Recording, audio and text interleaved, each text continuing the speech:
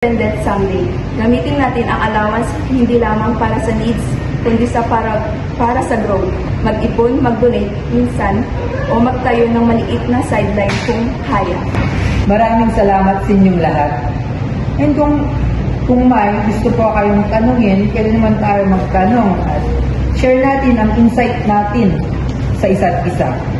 And sino ba yung may tanong sa inyo? Paano kung maliit lang talaga ang allowance namin, like 50 pesos a day? Sige ba talagang mag-ipon? Good question. Oo, possible pa rin. Hindi kailangan malaki agad. Kung magtabi ka lang ng 10 kada araw sa isang buwan, 300 na rin yun. Ang mahalaga ang consistent. Paano kung hindi supportive ang magulang mo sa pag-ipon o gusto mong mag-sideline?